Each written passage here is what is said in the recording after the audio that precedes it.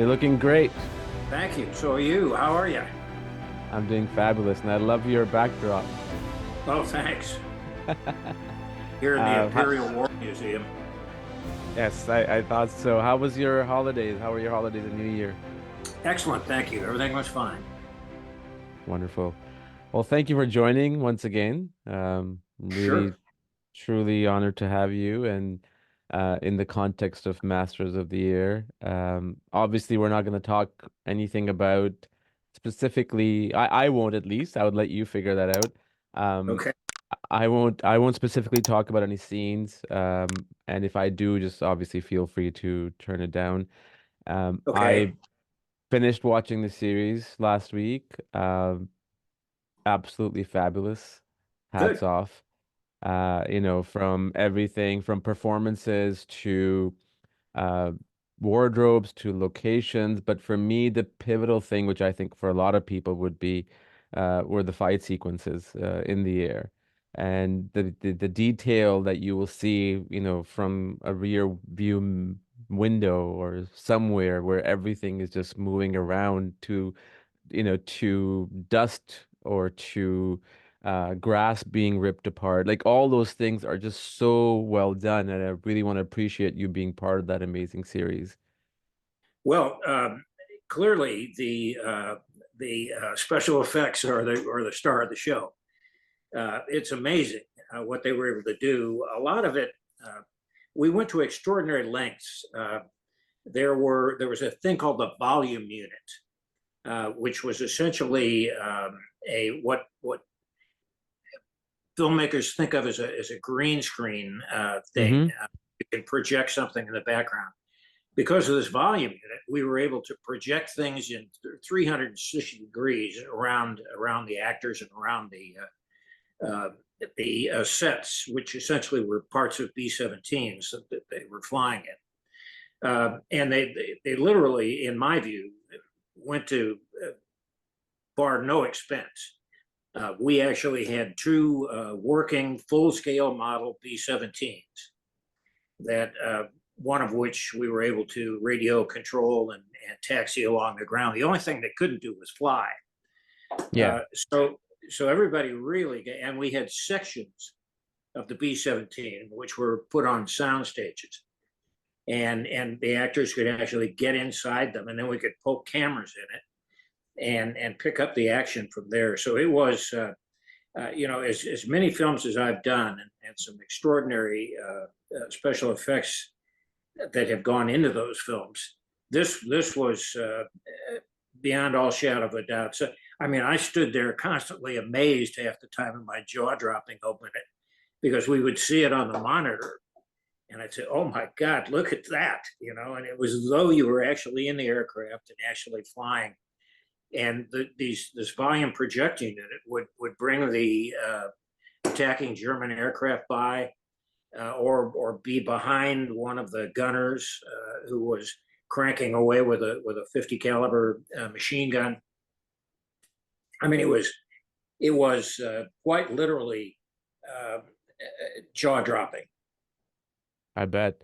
No, and it's not just the special effects, right? Like what happens in a lot of movies and TV series is special effects stand out and then the story diminishes. And this one, which I was expecting it to be like this because of Band of Brothers and the Pacific, I was expecting it to be exactly like that. And that's how it was because it just it never ever, I at least felt that, oh, that's a visual effect because it just the cutting and everything that went into the dialogue and the music and the sound effects, it just was such a amazing marriage of all those that everything clicked and you were always in the character's seat. I mean, I felt I was literally sitting in the cockpit all the time.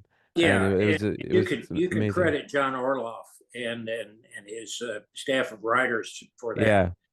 I mean, they were very aware of this, and we had Don Miller's book as source material, so we knew what things really happened. And the challenge then was to how to visually show those things, because some of them, as you probably know, were so extraordinary Mm. uh, that anyone could have survived what went on, and a lot of it didn't.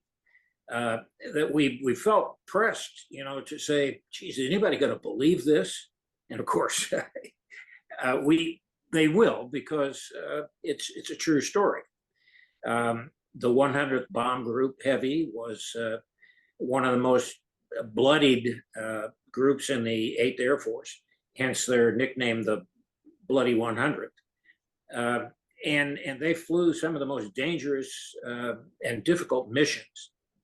And every mission flown by bomber crews, B-17, B-24, B-25, in that war was really a crapshoot. I mean, it was a crapshoot from the time you cranked up the engines and took off. Hopefully all the mechanics would work and you wouldn't have to turn back. And if you did, hopefully the weather would hold and you wouldn't lose sight of the target and have to divert to a secondary. And hopefully, because early in the war, you didn't have fighter escort. So hopefully the Germans were going to stay on the ground. And all you'd have to deal with is flak. All you'd have to deal with. I mean, my God, the sky just turned black with flak. And then if the Germans, Luftwaffe, decided to get up and come after you, boy, your odds were you were just stacked against you. And that's why it was such a crapshoot. Yeah. Yeah, no, and Captain, I mean, yeah, like you said, credit goes to for writing for John. I also spoke to Donald a couple of weeks ago, from his book, and it's just incredible. My biggest fear, I won't lie, was having seen Band of Brothers, The Pacific, is it gonna feel the same way or is it gonna feel completely out there? But it was a balance of both. Like it felt like a continuation story, but with something completely fresh. And the visuals, of course, were phenomenal, but also the sets that were put together along with the wardrobes were just exemplary.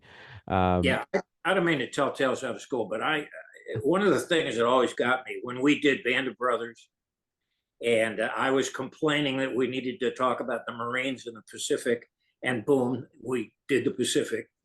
And Steven Spielberg, whose dad was Yeah. a B-25 radio operator flying Mitchells, was always pestering Steven about, when are you going to do the air story? When are you going to do the air story? So I Yeah. guess the deal is you just have to keep pestering us at that level, and eventually we'll get around to your story. Yeah, and I mean it was a kind of cool aspect that Sawyer Spielberg is in this series too, considering his grandfather, had a history, and obviously Spielberg making all these World War II movies and series, and it was really a nice little touch to, for me at least. I thought it was necessary for him to be in there, just as a just as a tribute to the family and what they've sort of, especially his grandfather, being part of it. And one of the things that got to me and has always gotten to me throughout my studies of World War II is the strange way that the air crews fought. It was a weird war for them. Not only was it exceedingly dangerous, with odds, against you anytime you cranked up the aircraft, loaded with bombs and headed for occupied Europe.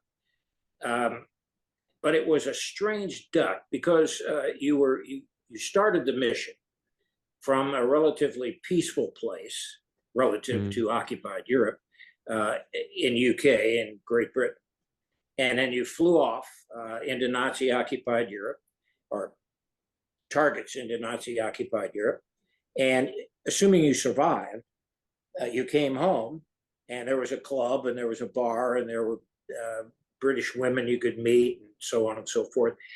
Totally different experience than the average infantryman, either in the European theater of operations or the Pacific theater of operations faced. So I was concerned, given the track record of our success with Band of Brothers and the Pacific, were people going to buy this, that it was that kind of war? It was, there was no question, in historic reality. But were audiences going to buy that? Wouldn't it seem odd to somebody that a war was fought that way from from peaceful existence with all the basic amenities of life to absolute desperate danger for 8 or 10 hours in the air. And then if you survive, back to the relative calm of wartime England, or a base where amenities were available. That's a weird way to fight. Not to take away in any measure the danger involved, but audiences, grew up on World War II movies where it was slam bag action all the time. Were they going Yeah. to buy this story the way it happened? And the answer, I think, is yes. No, 100%. And again, I don't want to say anything, and I'm going to try to avoid saying anything by saying something, is that I mean, you've seen the complete series, like the one that's completed all the way, correct? I'm assuming. Yes. Okay. Obviously, there are certain things that happen in the last half, was which does take the audience, in a different mindset. And I think that was also very important. Obviously, it happened as it was, as you said. It's, obviously the book is based on a true story and everything, but it just still keeps the audience engaged, where you're not going in that cycle of same thing over and over again. And that's, again, the Yeah. writing, the editing, and everything, right? It comes into play. And to me, I'll get to the boot camp in a second. I think the one thing that really stood out for me, it was a very small scene, and I'm not going to say what it is, but it was literally lasted maybe, I would say, a minute between two of the soldiers, two of the Americans, was about collateral damage, women and children. And I think you know what I'm talking about. Yeah. Yeah. Yeah. That was so sadly relevant to what's going on right now in the world. And it was just such a powerful scene for me. It stood out, just like, for you, the more emotional scene in Saving Private Ryan did, like, when Tom Hanks' character breaks down, holding the letter. So those little things really, really made it very, very relevant and very, very powerful. Yeah. Look, one of the things that you realize if you study the air war was that in some ways, if you disregard the flak, if you disregard the fighters coming in on you, um, it was relatively impersonal. That is to say, you Mm, didn't see the damage that exactly. you were creating. Yeah. And I think in some ways, especially after those damages began to be reported, and civilians were killed, and I think at some point that got to, or at least crossed the mind of all of the air crews. And it was an important aspect of the air war and the men who fought the air war, that we wanted to be sure that we made audiences aware that the air crews were aware of this collateral damage possibility. And you had to learn, they had to learn to live with it. I think as anybody who fights in a combat situation in which civilians might be caught in the middle, has to learn to live with it. Hmm. It is collateral damage, but in many cases, absolutely the only way you can get it done. And I think that was the case in the air war in Europe. Right. Um, Talking about your involvement, we've sort of talked about it briefly way back earlier this year, but more so now about this particular series. What was there anything different for you personally working on this as opposed to, say, Pacific or Band of Brothers or both, in terms of Sure, getting talk about that, please? sure. My executive officer and I, Mike Stokey, were a little bit cautious going into this because neither one of us are aviators, neither one of us are pilots. And so we were a bit out of our wheelhouse in comparison to what we had to do in training the actors for Band of Brothers uh, and in the Pacific. And then after training in helping to stage the action and so on, so we were a little out of our comfort zone. Uh, Now, Mike's father, Mike Stokey, my executive officer's father, was a B-29 pilot, so he had that going for him. And I had an uncle who was a reluctant tail gunner on a 17 in the 8th Air Force. So we had some familial stories that have been told, and we use that sort of thing. Plus Don's book, plus all the research we could find to try to bring ourselves up to speed. And as we developed the curriculum for training the actors, we knew that we couldn't teach them how to fly aircraft. A, that wasn't available to us, and B, we wouldn't know how to do it anyway. So we adopted a sort of a crawl, walk, run approach. And we started by bearing in mind that everybody who joined the United States Army and then was assigned to the Army Air Force, because in those days it wasn't United States Air Force, it was United States Army Air Force. So everybody had to be, to some degree or another, a trained soldier before he became a trained airman or mechanic or whatever he was going to be in the Air Forces. So that's how we approached it. We said, all right, look, let's start from the very beginning. How many here know how to tie a Windsor knot in a tie?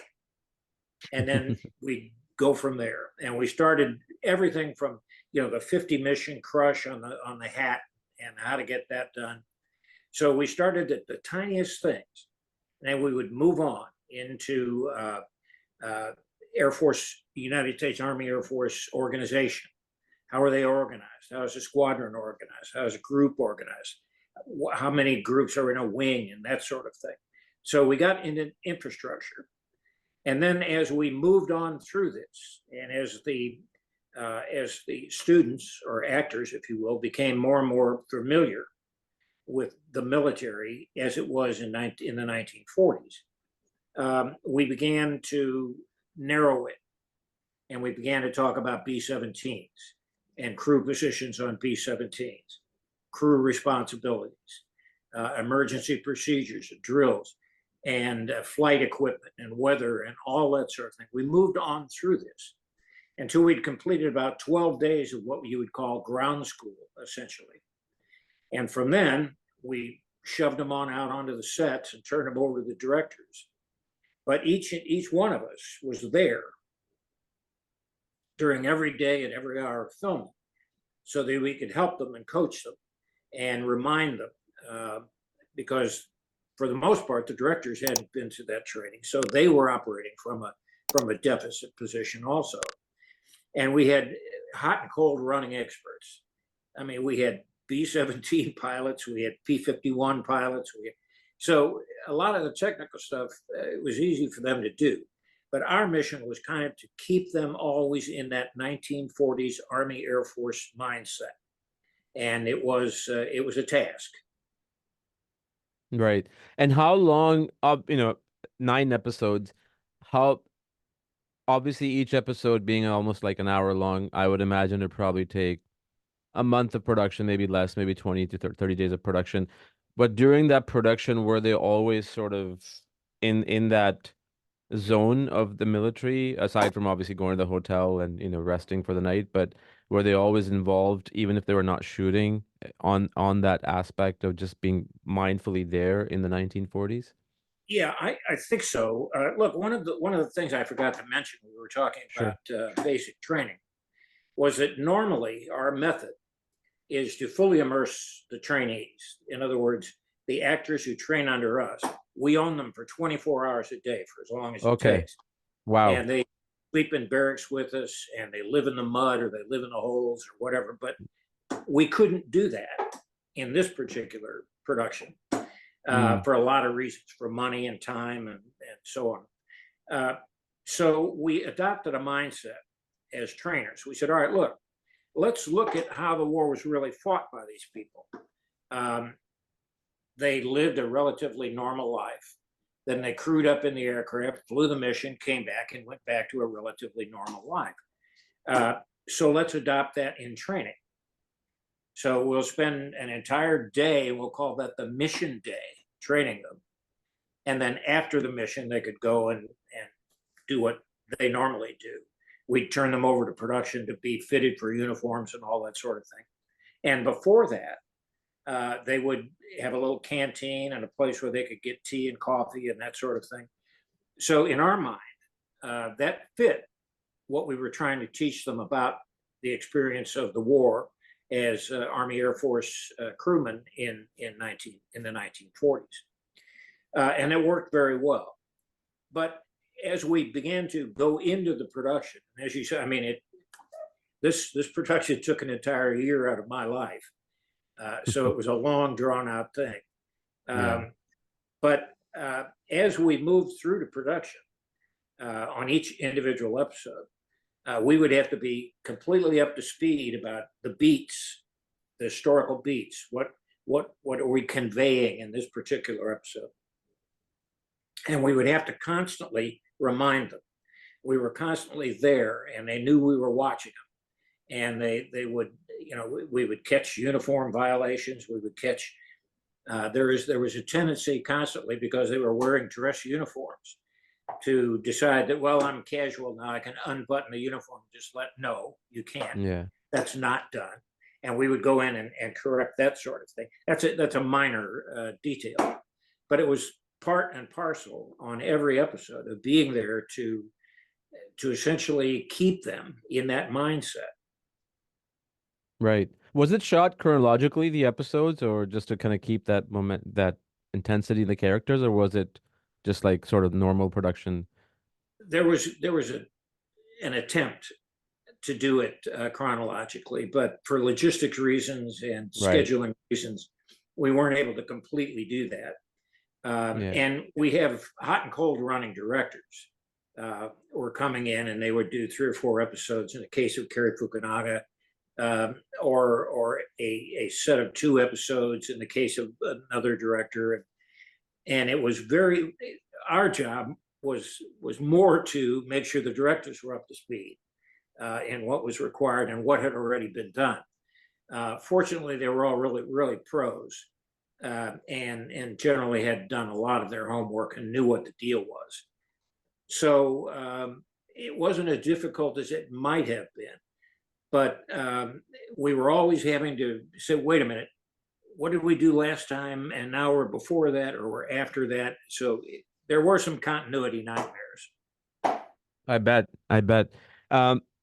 Was there any particular, without, I don't want any names, was there any particular individual who probably didn't want to continue on with the training, or wanted to sort of just like got really fed up with it or tired, or just even in a fun way, like, I can't deal with this? Was there anything like that that happened on this No, particular I don't production? think so. And we pressed them pretty hard. I mean, I'm notorious for my physical training sessions, and we Yeah. had some of those every day, and they knew it. They knew it was coming. So I think our reputation had preceded us. So I didn't once have anybody say, "Oh, I'm tired of this. Let's not do this anymore." They were really very avid, and I think it had to do largely because they were young, hungry Yeah. actors, Yeah. and really wanted to do this right. They wanted to do this right for a lot of reasons. Some of them because they wanted to forward their individual careers, but we disabused them of that notion very quickly. That it's not about you, pal. It's about this story and the men who actually lived it and fought it, and that's the mindset you have to be in.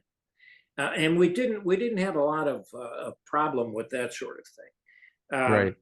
It was a huge amount of information to assimilate, and sometimes we had to stop, slow down, and go back over it again to make sure that everybody understood. But we were perfectly willing to do that. I mean, it was more important to me that they have a firm understanding of not only the motivation, but the soldiers, the air crewmen's life in those days, than it was to skip through a checklist of things that we had to teach. It was important that we maintain that focus, and we found that the young men that we had training were really avid for it, and it was amazing what little history they did know. So we followed. We constantly were reminding them that this actually happened in history. Here it is. And sometimes you'd look at their faces and they'd be black. What? It happened? What? They were sometimes barely aware that World War II involved some of the things that we were trying to teach them to do. And there were some standouts. There were some great. I mean, I don't mind mentioning. Uh, The good names. Callum Turner and Austin Butler. Yeah. Uh, uh, they were terrific. I mean, they soaked it up like a sponge, and I think used a lot of it. I could see it. I could see things that I had taught them coming through on the screen, and of course, for me, that's the Oscar right there, the Yeah. Emmy. So it was. I think you'd have to say overall that it was a learning experience and a good one. It was a good school of the soldier. Yeah. And I think, one of the cool things that when I was watching it, I was talking to myself, well, in my head, that how many how many movies or shows there have been, or that I have seen at least, that involve with Air Force, right? Because it's a totally different beast as opposed to, you know, doing it on the sea or on land. And the only things that came to my mind were Top Gun films, uh, Dunkirk. And one of the things that you obviously haven't seen the one that I'm going to talk about. I saw this way back when I was young. It's based on a true story of a young cadet, Air Force cadet in the army of Pakistan when they fought in 1971 against India. And his plane, while he was taxiing on the runway, his instructor stopped him and took over the plane and wanted to fly to India. And the story, what happened was this young kid, 18-year-old, was he woke up unconscious. He took the plane down and he crashed and he killed himself so that this doesn't go into the spy's hand. And those are the only things that I remember. And I remember that story stuck with me for the longest time. And, watching Top Gun, it kind of came back up. And then watching this, it came back up again because it was very much in depth about the character development and everything. Um, do you feel that will happen more, or is it still a very big challenge to Look, to I, do I these kind think of productions? you mentioned as filmmakers, the most difficult element environment to be in is either the air or the water. Yeah. And the logistics of getting any of that story told are staggering. And it was certainly staggering in this one. It had been tried before. I mean, Strategic Air Command, 12 o'clock high, that sort of thing. It had been told, but never with the availability of the technology that we have now. So, and that's why I think while there have been attempts in the past to tell the story of the United States Army airmen in Europe, they're forgettable. Whereas I don't think this one will be. I think this one will have the kind of visual impact that young audiences today will spark to. 100%. 100%. And was there any character? I know you were not in the Air Force, but just from a personal standpoint, was there any character that you saw yourself in when the filming was going on that Well, you kind of well, resonated your memory? there always is. I'm sure. I'm a little long in the tooth now because a lot of those officers, even the very senior officers, were young men relative to me. Um, but yeah, I had thoughts of if Curtis LeMay had shown up in any of the scripts, I would have gone after that like a mad dog. But he didn't, so that's not a problem. I thought about Jimmy Doolittle for a while, but I just don't look enough like him, I think, to pull that off. Yeah. But I was once we got into it, and we were about 6 months into it, and I was living over in the UK and with my staff, and I began to say, I missed out on being in the Pacific. I played very well in Band of Brothers, I think, as Colonel Singh. Um, but they were unwilling because I did so. I was so recognizable as Colonel Singh. They were reluctant to put me in the Pacific, and I understood that. But now we're 20 years down the road. I thought, well, maybe I can slip into this Masters of the Air thing and find my role, reprise or recreate some sort of role that worked. But it was a young man's war and a young man's game, and there just wasn't anything in there that even if I could have been made up to pass for much younger, I just didn't think there was anything in Maybe we should have used the de-aging technology to make you look younger, like they do with a lot of actors. there. Yeah, that's don't even Uh, get started on AI. I mean, I don't know how to do that, and I don't want to think about yeah, no, it's not something that we want to talk about today. But talking about Masters of the Air again, the look obviously it was set in different locations. The film itself in different countries. But where was the most of the filming done? Was it UK or was it other parts of Europe as well? it. That The you vast majority, almost everything, was in UK, either on a soundstage or or on location. We built Thorpe Abbott, the complete airfield, and recreated as much of it historically as we could.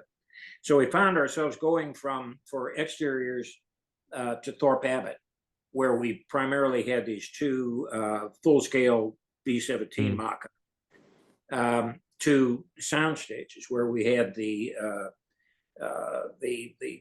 volume unit, the surround screen sets, and gimbaled locations and all that sort of thing. A lot of work done with aircraft sections on gimbals so that they moved independently. So we did everything in UK, and I think that was appropriate. I mean, the Bloody 100th was based in UK, and why yeah, not? So we recreated Thorpe Abbott and went for it. right. Um, what was not necessarily challenging, but I mean, the series has just like any other series. The series have different directors, primarily, few different cinematographers, some editors, just so that you can speed up the process again. But specifically about directors, you said earlier that they were all very well versed in terms of doing their homework. Can you give me a specific example? It doesn't have to be specific director. It can be where that came across and how so, in what kind of way that they were very well prepared uh, for communicating with you and what the story was and the details. Well, they all had a sort of a turnover. The incoming director would arrive while we were at the end of the Mm, previous director's set, and some of them were extremely detail oriented. Kerry Fukunaga was absolutely detail oriented, down to the minutest switchology in the cockpit and that sort of thing. And he knew that. He had studied it in depth and was constantly on top of it. We Another example is we brought in a director for the final episodes, hmm who we had used on the Pacific, Pacific, yeah. Tim Van Pat. And Tim's a kind of a military buff. He knows this sort of thing, and he was all studied up. So when what would happen is they would come in and they'd talk to me, and they said, "Well, how's it going?" And I said, "Well, we're fine here. We're doing this. We're doing that. You'll pick it up as we go into here." And they would say, "Well, I have a question about this or that," and it was sometimes a very detailed question. And I think what it was is they were trying to figure out how to shoot this, how to communicate this, and in many cases, it was so detailed I hadn't thought about it, and I had to go in and say, well, "Wait a minute, is this what are we doing?" And then I would do the research and come to them and say, "Look, I think this is what happened," and we ran into that all over the place. Little details that the director would say, "Well, what about this?" I say, "Damn, I hadn't thought about that," and or one of the prop guys would come up and say, "This needs to be in the scene." So what is it? I said, "Well, it's the fold up escape maps that are made out of nylon or made out of parachute nylon. Look at this." And I had heard about those things, but I had no idea that we had them. And of course, Mm, I went to the director and said, "We got to be sure this gets on screen," and he would understand, and off we would go. that's cool. That's so cool. Were B-17, were they used in Vietnam War? B-17s? No, no, No. we were past propeller-driven heavy bombers by that point. Okay. So during the production, obviously, I'm sure you went inside the B-17, the replicas, or the fully operational one, at least the ones that don't fly. Am I correct to assume that? But spent way too much time inside those Okay. aircraft. So was there ever a feeling where you remembered something, even though they were not used in the Vietnam War or in the past, but just the idea of being inside a plane which is going to be, which is used for war essentially. Was there any kind of moments where that kind of came into play? Yeah, I think so. Uh, when you're standing outside a full-size B-17, it looks huge. It's the biggest workhorse you've ever seen. Yeah. And that when you crawl inside the fuselage, it's very constricted, very small because of all the stuff that's been jammed in there, much less the bomb bay. And I remember thinking, geez, this reminds me of being in a tank, which Mm, is essentially what it was. And so I started thinking about the claustrophobic nature, and there's no escaping. You can't just arbitrarily run away, or dive for cover. There is no cover. You're just going to have to put up with it.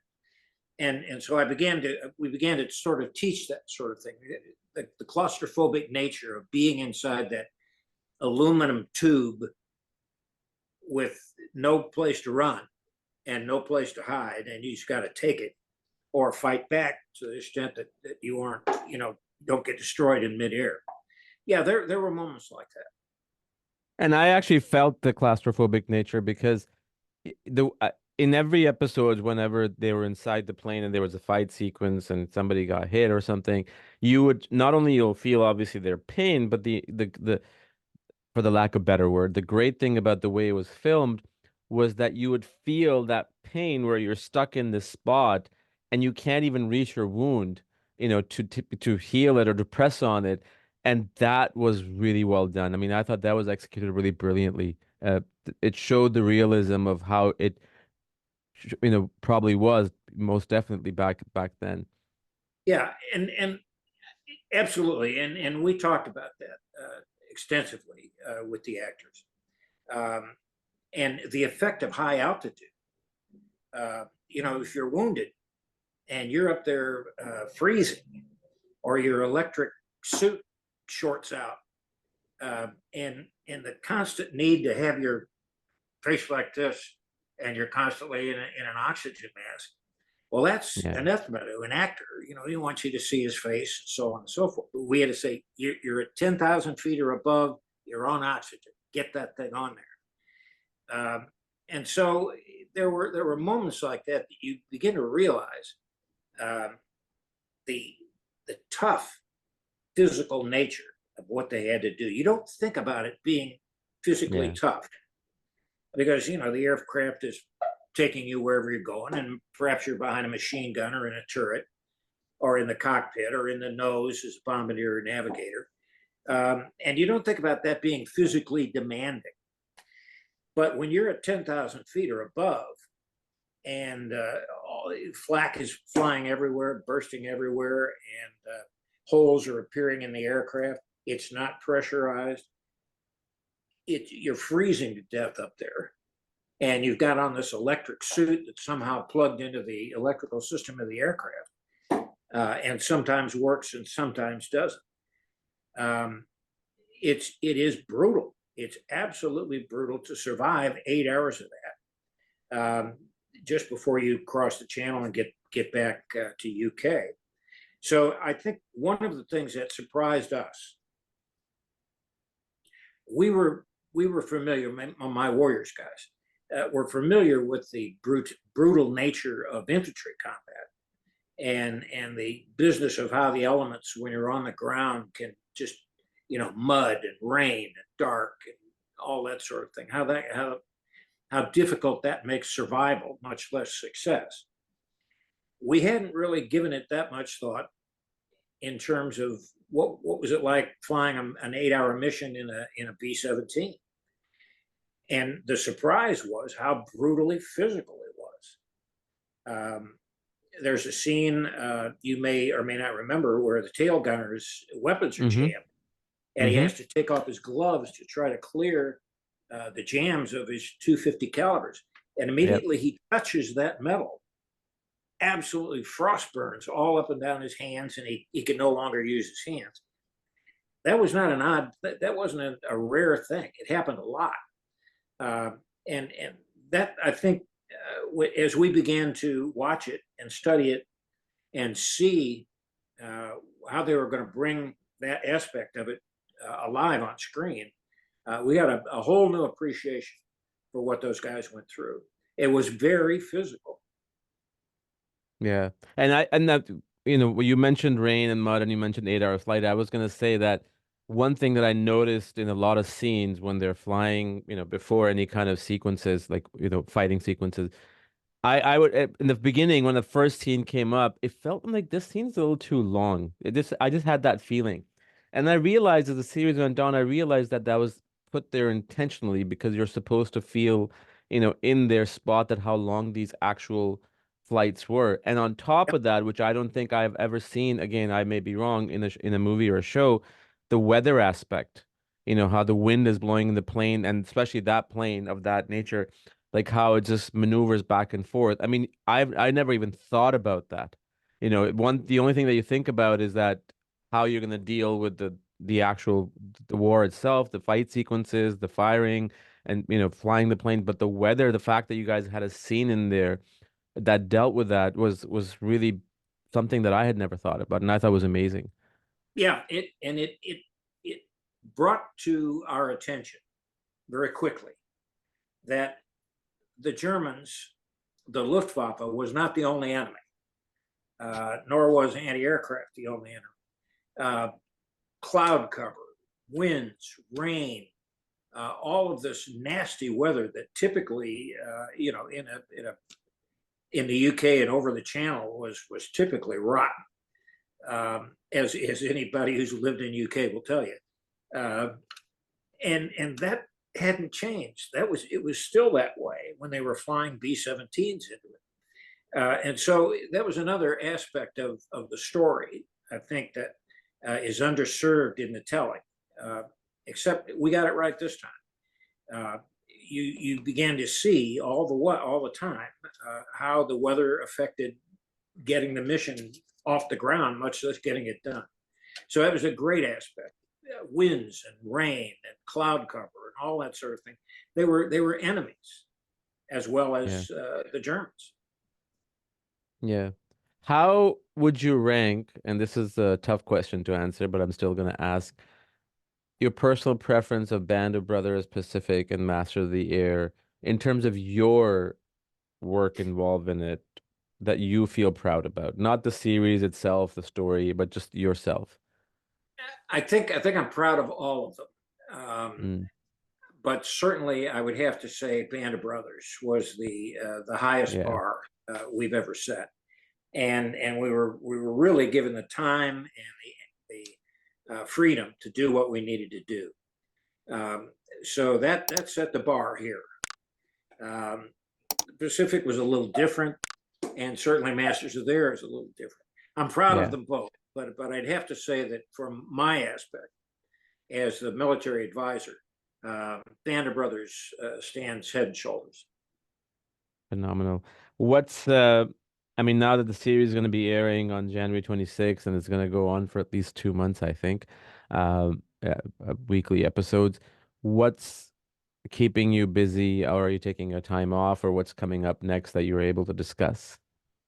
Well, I'm writing. There may be another book in the offing, um, but I'm writing some articles and that sort of thing, which is keeping the creative juices flowing.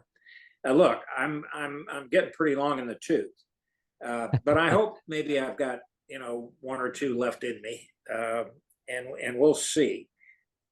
I'd like to do a second iteration of Greyhound, the Navy story with Tom Hanks. Yep. I'd like if there's a second coming of that, I'd like to be involved in that. And I still have a World War II airborne story that I'd like to get made. So I'm kind of letting the pot spoil in the background and see what comes up. And in show business, that's about all you can do. You have Oh to yeah. for somebody to check and write the check, and then off you go.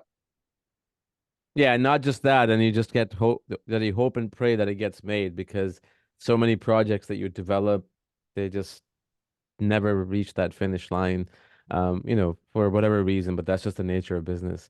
I would Well, love to know I'll if, tell you what. I'll sorry, tell you what I hope. please. Um,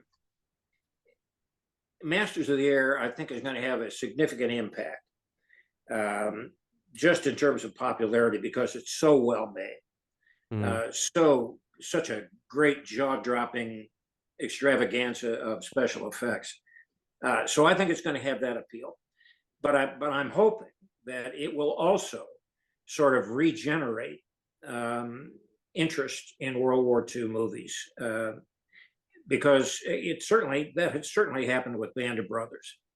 Hmm. Um, and I'm hoping that Masters of the Air will also rekindle or kindle it initially, if you will, interest in a younger generation of viewers who say, geez, it'd be great to see more stories like that.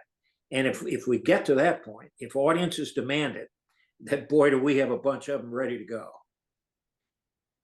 Yeah, and the key, I think, like you mentioned earlier, the obviously because it's a true story, but nevertheless, it features young people, right? And It does, yeah. it's something that connects to people. I mean, if I it's funny how time is, right? Like you talk to people now who weren't even around when September 11th happened or Yeah. the Iraq invasion happened or the Gulf War and all that stuff.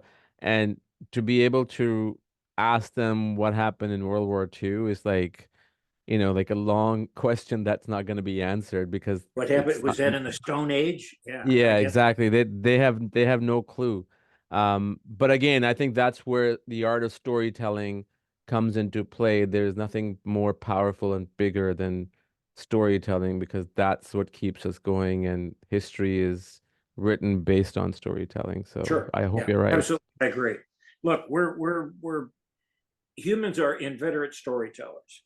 The Yeah. only thing that changes is the technology, the methodology with which we tell stories.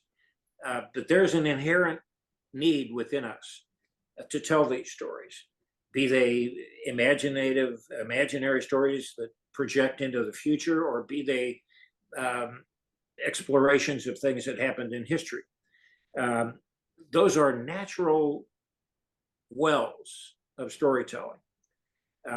And what I'm hoping with Masters of the Air is that will kindle that spark, that'll that'll light that campfire around which we all sit and tell these great stories. And if it does that, then we've served the nation, I think, or served the world, as a matter of fact, served the globe in a great way, because those who don't study history, as you know, are doomed to repeat it, Read it. Yeah.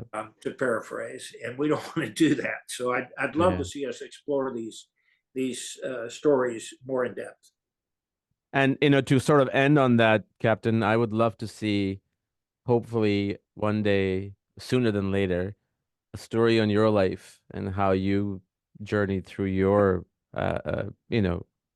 path of life and where you got to be where you are and all that. I would love to see that because I think you have a very powerful and fascinating story that obviously you probably would sit down with anybody or myself and talk to like 8, 9 hours about or even longer. So I would love to see that one day.